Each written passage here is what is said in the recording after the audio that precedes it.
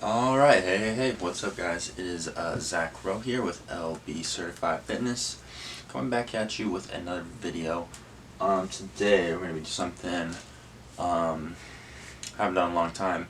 I haven't done any kind of like triathlon type of content since I did my very first one. That was over a year ago now. I think I did it like October of last year sometime, and I've done 3 since then. So this is my next triathlon, Half Ironman. I think technically normally a half Ironman is 70.3. I'm pretty sure this is 70.4, just because the swim is a 1.3 mile swim. I'm assuming that's just because of how they have to set up the thing, and the distance comes out to 1.3 as opposed to 1.2. But that's fine, whatever you need to do. It's put on by Bay Shore Triathlons down here in Southern California, Long Beach. It's really cool because it's basically where I go to train a lot. I do all my not all my bike rides, but I do a lot of bike rides in that kind of 2nd Street and along the bike path on along Long Beach, the actual beach. And when I do my long distance swimming training, I do it in the bay there, the Horny Corner, because they have that, I believe it's 500 yards. It's either meters or yards, I can't remember. I haven't been out there in a little bit. And that's where the swim portion of this race is going to be. So it'll be good to be training exactly where I will actually be competing, because visualization and all that is important. But yeah, I'm just going to do this video. I'm planning on doing another vlog type of thing, like I did for my first one, because this is a big jump up. My first triathlon was an Olympic size, which was a bit ambitious, but I did it, and I was pretty happy with that. And then I've done 2 basically Olympic or sprint distance ones, which are half of an Olympic size. Now this is a half Ironman, so that's basically double of an Olympic size. Yeah, so that entails of a 1.3 mile swim or 2,200 yards. And then the bike is 56 miles or 90 kilometers. And then the run is 13.1, which basically, that shouldn't be that should be a, oh wait, no, that's right, 21.1 kilometers. So those are the distances. So first I'm going to give you kind of a breakdown of my paces in the past and what time I'm shooting for. So in the past, I've gone around a minute and 35 per 100 yards for the swim. So with the amount of yards that I have to do in this, around 35 minutes is what I'm looking for the pace on this one. 35 minutes. And I was looking up averages, and this is actually, swimming is a strong suit of mine. I don't know if you're familiar with me. You just clicked on this video, don't know who I am. Or if you know who I am, you know I have a swimming background. So I'm above average swimmer, which is the crappiest event to be the best at, because it's so little the race, you know.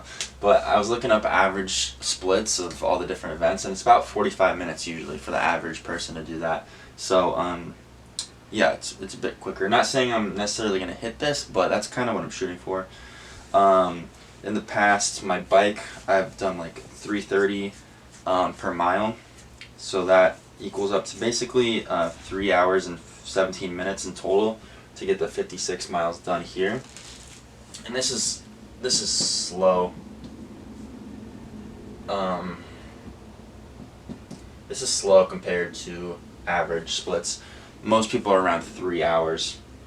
Muscle mentals. So even though it's probably the thing of the 3, definitely of the 3 events, cycling's the number 1 thing I do the most. It's still what I struggle at, which is a bit unfortunate compared to other people. But that's not even necessarily like an issue. It's just you gotta play to your strengths and what you're capable of. So it doesn't really necessarily matter that much. So yeah, there's that. And then I'm running about a 9-minute mile in my past races.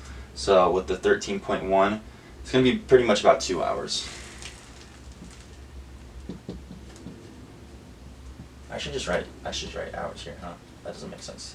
3:17 minutes.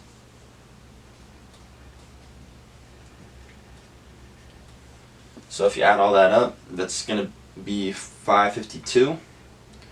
Now I'm just gonna, obviously I'm not gonna be able to hold my paces probably that I'm doing in shorter races, because it's just longer. So you're gonna be able to hold a little bit higher beats per minute probably, and it's easier to pace yourself in a shorter race as opposed to a longer race, especially a race you've never done before, right? So essentially what I'm shooting for is 6 hours, and that's pretty, I think, like, from what I've looked up, 6 hours is a pretty good goal to shoot for a triathlon. I would say, like, I'm an amateur triathloner, obviously a novice to this particular distance. So I'm shooting for 6 hours. Alright, and so to do that, essentially I'm going to be starting December 6th, and my race is March 5th. So basically 12 weeks of training specifically for it. And I have all my training information here. So I got all this different information from multiple different sources, from personal training, because I'm a personal trainer. Again, if you don't know me, I'm a personal trainer. So for my personal training, books and whatnot, from different, like, specializations that I've done, like cardio performance, and from different, like, resources online, like the YouTube channel Triathlon, what is it? It's just, I think it's Global Triathlon Network or something like that. So essentially what I'm trying to do is start off, because you want to periodize, right? Periodizing is key, and to try and peak at the right time. So what I'm going to plan on doing is first, well, how do I explain this? Basically what I'm going to start off with, week 1, and this is going to slowly progress up, but week 1 I'm shooting for around 6 to 7 hours of total training. And then every week as we go, we're going to kind of try to slowly bump it up about a half hour to 40 minutes of total training time, and build up to 10 hours to 11 hours of total training time per week. And then have that last about week or so to taper, cut the volume in half, so still getting out there and doing a little bit, cutting the volume in half. And the last few days, nothing at all. Let the body fully recover. So your peak performance, but don't let any time to detrain, but your body's fully recovered, and you can just go out there and kill it. So since my target goal for the swim is 2,200 yards, what I'm going to do is start with 1,100 yards, and slowly just build up the yardage as the weeks go by. For the cycle, I'm going to build up to, and this is not necessarily for the cycle what I would probably do, but what I was looking up is what is recommended, is you want to be doing about 130 to 150% of your total race distance. So since my total race distance is 56 miles, that would be, what would that be? I have the paper right here. Alright, we're back, sorry. I can't remember exactly what I was talking about, but it was something about cycle. Yeah, so as you get to 130, 150%. So for, like, my long rides, I'm going to start with around 120 minutes of cycle time, and kind of just see where that gets me, and just steadily increase that. And then running, have one long session per week, and shooting for 21K distance in practice. Sheesh. So that whole 13 miles. So of these events, honestly, I always feel like I struggle the most with the run, because I feel like I can hold a better pace than that. But really, what I'm most worried about of all these is the bike part, is 56 miles. I don't think I've ever cycled 56 miles in my life. And I don't think I've swam a mile, 1.3 miles before, but I feel like that really shouldn't be a problem, because just the wetsuit makes it so easy. Not easy, but so much more manageable. And then running 13.1 miles, I mean, I've been running my whole life. Not worried a single bit about running that distance, but the 56 miles is a little unnerving, I'll be honest. And it's going to take about 3 hours. Now, the one big thing that I have going with the bike and might kind of alleviate my worries is currently I've only ever been riding on a road bike with like in the drops, and holding aero position in the drops for a long period of time is kind of exhausting. So with my research, what I found is that you either want to try a bike, but I literally just bought this road bike sitting right behind me, and I financially cannot afford another bike, and I don't want to get rid of this one just to get a tri bike, and then probably, trading out. I'm not really going to spend a lot more money. So what I'm doing is December 3rd, I'm going in and getting aero bars put on my current road bike, and I'm going to do like a test ride thing and have the lady at the shop check all my biomechanics out and adjust my saddle and shift things around, so I'm in a very good anatomical position to hopefully sit in the aero bars for most of that 3 hours is the idea, and have not my low back and everything hurt so much. And the guy at the shop was briefly explaining to me, but essentially what you don't want is your hips to lock up, your hip flexors. That would be really bad. So it changes the musculature that you're using throughout your I can't remember the exact word, but basically your range of motion on your pedals, and it changes the musculature and how you change it by setting up. I don't know exactly. I'm not by any means a cyclist biomechanics expert, but I'm looking forward to that. So I'm hoping with that, being in the aero position for longer periods of time, that will make you more streamlined, that'll make you go faster with putting out less effort, and I feel like I'll be able to get this time down. It's pretty good, honestly. So yeah, that's that. What I'm planning to do is a lot of this training is going to be based on heart rate zones. I'm going to be sticking mainly to zone 1s and zone 2s. I don't think really any zone 3s like anaerobic high sprints are going to benefit me that much in a 6-hour race. So it's going to be a lot of 1s, which is base training and just aerobic base training. And those are going to be more of my recovery days. And then zone 2s is like more interval training. That's going to be pushing performance and trying to get my times down and my pace down. And now it would be really easy if I was just doing one event, either swimming, biking, or running. Essentially I could just flip-flop those days back and forth, but it gets a little bit more complicated than that with different events and how you program that. So there's a million different ways to program. Essentially, I already told you like my total training time is what I'm shooting for per week. Then the idea is to have like 2 to 3 swim sessions, probably 2, just because it's not as important because I already excel at swim, and also it's the smallest portion of total time of the race.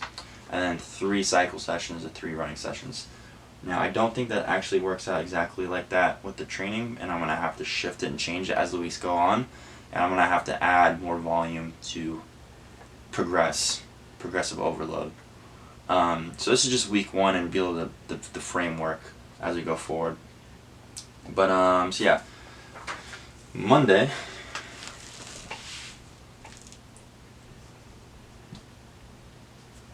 is going to be just like a 60-minute cycle session.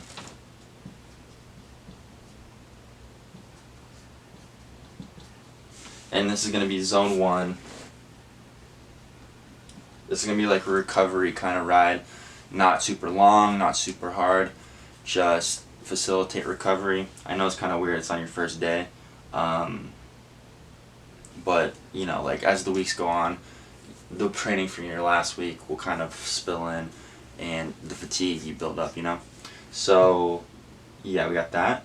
That's number 1, and that recovery will slightly increase, maybe over the weeks, but like it's not super important to increase the volume on that as much because that you're not pushing performance as much. So you wanna increase the volume on your days when you're really pushing performance, So that's that.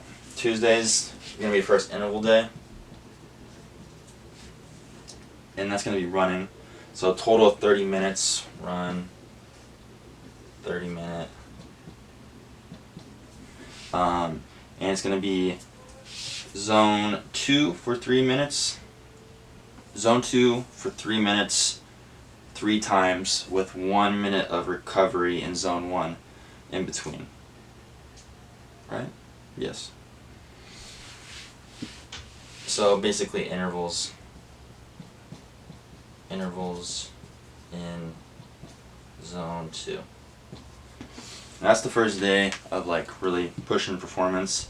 And so essentially when you're doing an endurance race like this, everyone's going to have a really good aerobic base, right? You're going to be maxed out on aerobic base. Really what's going to set the difference between competitor is your ability to clear acidosis, essentially. Lactic acid, as a lot of people call it, but that's not really true because you can use lactic acid as fuel. So that's a common myth, misconception in the fitness industry. I've made a video on it. If I remember, I'll link it down below. But it's really what that burning kind of feeling that you get in your muscles when you're pushing the pace really hard is metabolic acidosis.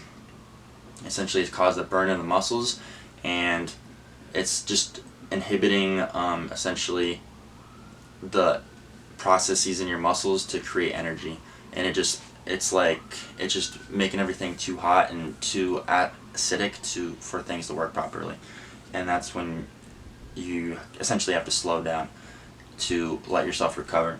So you're trying to, and you get to that at a certain heart rate, percentage of your heart rate max, right?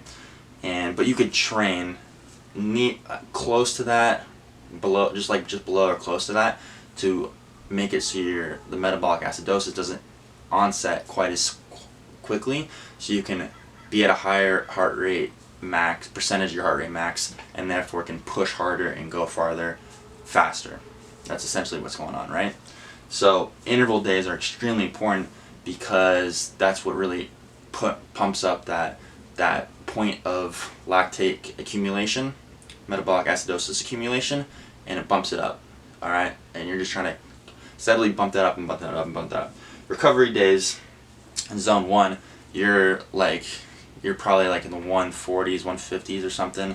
I don't exactly remember your percentage of your heart rate max, but you're not it's not super strenuous work. You can theoretically be in zone 1 and maintain that for indefinitely, as long as you're fueling properly to give your body enough energy, because eventually if you're just in zone 1, you're going to run out of glucose or glycogen in your muscles. So as long as you replenish that, you can and theoretically indefinitely go on forever, because you're never going to reach that lactate metabolic acidosis point where it's too much for your body to clear.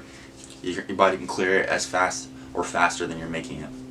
So that's that first day, alright? So this is a really important day to steadily increase. So you see I'm starting with 3 minutes, 3 times in zone 2. As the weeks go on, I'm going to be adding more time in that zone 2, and basically having more intervals. Instead of 3, we'll go to 4, 5, and even 6, see how much I can really ramp it up, as long as my recovery is allowing it, So that's for first really tough day. Wednesday. Oops. Let's go to that side. It's a 25-minute swim.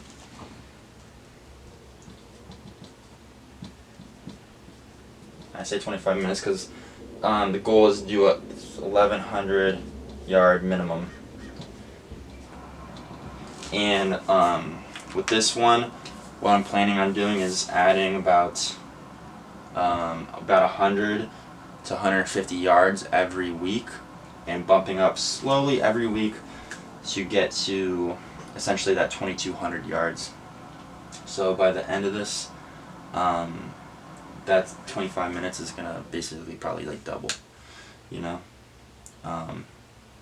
and obviously, my goal time is 35 minutes to swim 2,200. So I'm not at that like peak trying to kill it like 135 per 100 yards. It's going to be a little bit slower tempo, and also just got to consider time for like warm up and stuff. But yeah, that's what that is. So that's more of like it's kind of more of a recovery day swim. Trying to just get comfortable with going that distance. Not necessarily at race pace. All right. So that's that. Number 4 is Thursday. This is gonna look weird, but whatever. Is another interval day, and it's gonna be my cycling interval day. So I'm excited for this because I don't really normally do that. When I go out to cycle and I'm just doing my cardio days, I'm just kind of riding, like road riding. You know, I'm not. It's kind of like intervals because you have, you know, parts which you speed up to get past lights, and sometimes like you're pushing a little bit harder to get up hills and stuff. But it's usually pretty steady. But this will be fun because it'll be basically exactly the same structure as a Tuesday run, but instead of cycling. So starting off with zone 2, 3 minutes for 3 times, with the zone 1 recovery in between is what's going on there. Cycle intervals. I won't elaborate too much on that. Yeah, so that's that. And then Friday, that's right here. Now, ideally, this is not how you want to do it, but I'm going to do back-to-back intervals just because it's hard to structure all the different events, you know, but I feel like it'll be much more doable because swimming intervals, I would never do cycling intervals back-to-back with running intervals because your legs are going to be super toasted, especially like your quads and stuff. So, you know, swimming, when you're doing it, especially in this kind of format, it's going to be a lot more upper body, so you can preserve your lower body for the rest of the race. So my legs might be a little fried from the intervals on Thursdays, but Fridays will be my swimming intervals. And I'm so upset because I checked my thing. I had notes on the Google Doc on exactly how I wanted to do that, but they're not there anymore. They didn't save or something, which is really weird. I'm kind of upset about that. But swim intervals, I had that all written out. But essentially, I'm thinking about doing. Normally, I would do like 100-meter intervals, but what I'm gonna do instead is probably like 200-meter intervals or 250-meter intervals, and so a little bit longer distances, and just pushing the performance. And probably gonna be getting below those paces of like 130 per 100 yards, and have just, you know, same kind of idea. It's hard to do like exact like 3 minutes because I'm gonna do intervals in a pool. I feel like that's the better move to do intervals, and it's a little bit hard to do exact times with the pool intervals because if you're like 3 minutes is up and say you're in the middle of the pool, you look kind of weird. So I'm going to do it by yardage instead. And yeah, around like 250 meters. Or yards. I can't remember what the pool is, meters or yards. I wish they would just pick one and stick with it. It would be much easier. Saturdays.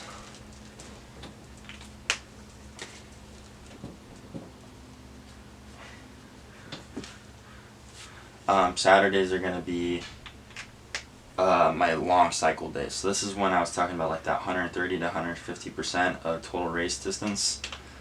That's the days that I'm going to start shooting for that. I'm not going to be able to start doing 130% right away. I need to work up to just getting to 56 miles to start off with. But like I said, I hope my aero bikes will really help, or aero bars rather, will help me with that. And but what I'm shooting to do is around 120 minutes to start with, and again the same kind of idea as the same kind of idea as the Wednesdays with the swim.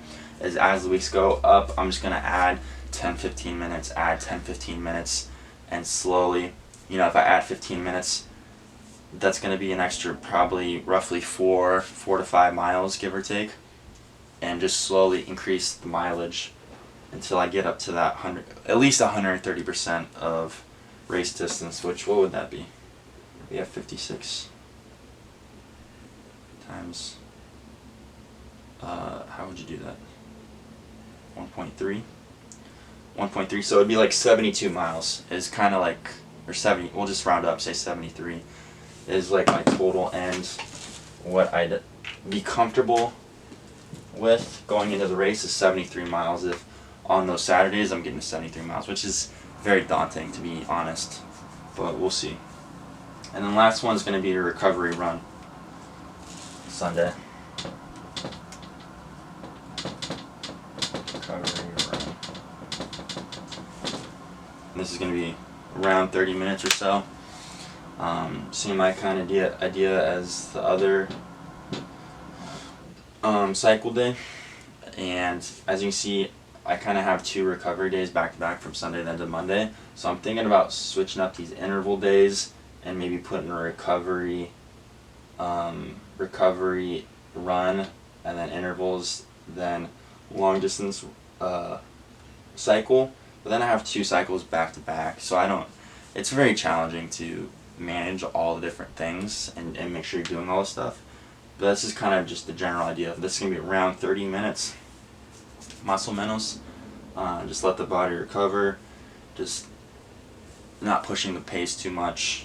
So yeah, so we have currently 1, 2, 3 cycle days, like I said.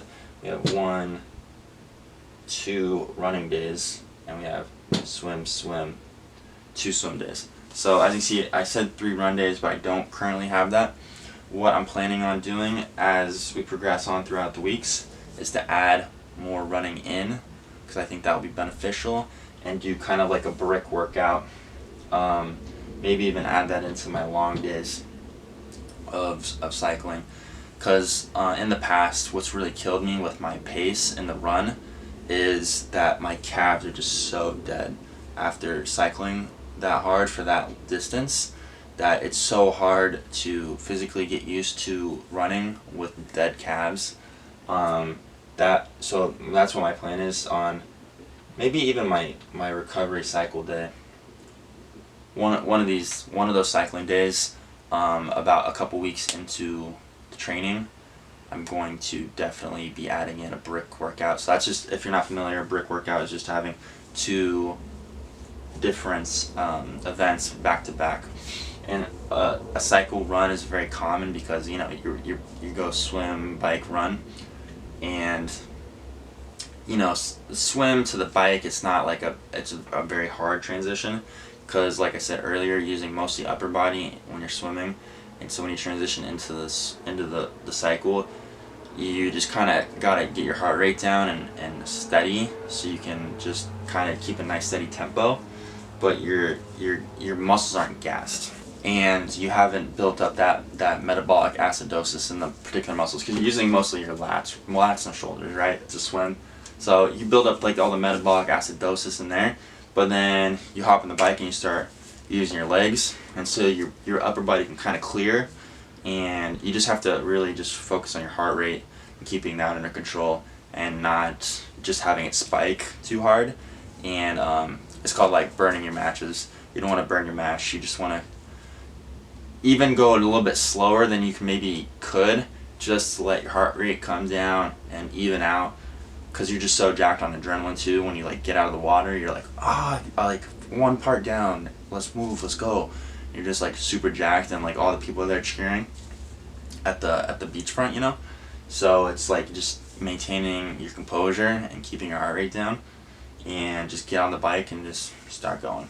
So brick workouts are usually cycle, run, and that's going to be major key for me in this training cycle, is the brick workouts. That's where I've struggled. And yeah, so this is going to be an ever developing kind of thing.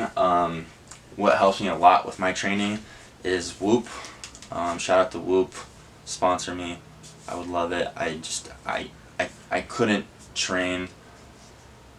I psychologically couldn't train for something if I wasn't wearing my Whoop, because this is super important for helping me with my recovery and showing me how well I'm recovering, how much I'm sleeping, my sleep cycles, my heart rate variability to know if I'm like overtraining or you know, when I'm training, my heart rate zones and how much strain I'm putting on my body when I'm actually exercising. So obviously, like your interval days and your long distance, those are going to really take a lot out of you. You're going to put a lot more strain. So really crucial to recover and sleep as best you can those nights. And then, you know, your workouts on those days, like your Mondays and your Sundays, are not going to be as strenuous. So you don't not putting as much taxation on your heart and letting your body just recover throughout the day too. Making sure your nutrition is on point, protein intake, carbohydrate intake, clean foods, fiber, all that kind of stuff. So yeah, I think that covers just about everything. I'm trying to think. Yeah, I don't know. I'm really excited. This is my first half Ironman. After this, you're going to have to call me Mr. Tony Stark. That's going to be my new Instagram handle, low-key. Don't tell anyone. But I just told all you guys, so the cat's out of the bag. And yeah, I'm just looking forward to that. I'm going to be doing one vlog episode per week, kind of just recapping how this goes and what it's going to be looking like for the following week. If certain things don't feel right, don't feel good, changing them up, or if they're good, just keeping the structure the same and just kind of bumping up the volumes, especially on, like I said, interval days and my long distance days. Because like I said, we're starting around, this is all total time, I measured it all out. It's going to be around six hours to start with, right? So as 12 weeks go on, we're going to have to somehow interject 4 hours a total of training time, which is going to be pretty challenging. This is probably going to double. These are probably going to double.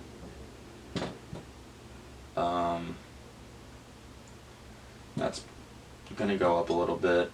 That's going to go up a lot. This is where, because these, I'm starting with 2 hours, but basically total time for the bike for me is like 3 hours. But see, I'm trying to go for 130% of total distance, which was I think 76 miles or something like that. I can't remember exactly. So that total time is going to be, that might even double. I might have 4-hour rides ahead of me. I might go down to, no, that would be too far. I'll just say San Diego. That's like a 4-hour drive there and back, like 2 there, 2 back, so definitely not cycling. But anyways, this is my plan. I'm just putting it out there, putting out some content. I'm excited for this. I'm super excited to compete. I've just, last few months or so, I've just been lifting weights, trying to get big. So now I'm excited to really push the performance on the cardio aspect and get shredded, lean, physique.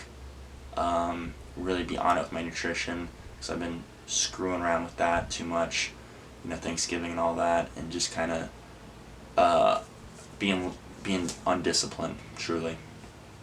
That's really all it is. Last thing, and then I'm going to cut the video, is I'm kind of upset I didn't realize this until after I mentally made the commitment to doing this, is that the 4x4x48 is March 4th. So my plan was to do that again, even though it sucked so bad last time. But I can't, because the race is March 5th. So hopefully, I don't know. I wanted to do it, so I don't know if I just want to do it on my own without anyone else doing it at the same time as me, because I don't feel like it would be as special.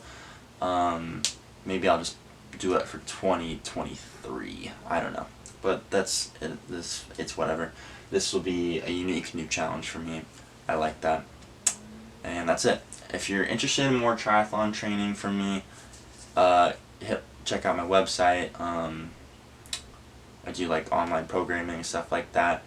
If you're looking just for health and fitness related stuff, which is mostly my business, that's also on the website. Check it out. This has been Zach Rowe with LB Certified Fitness. Check out my social media platforms, Instagram, Twitter, Facebook, and obviously YouTube. You're on it right now. And thanks for watching. Peace.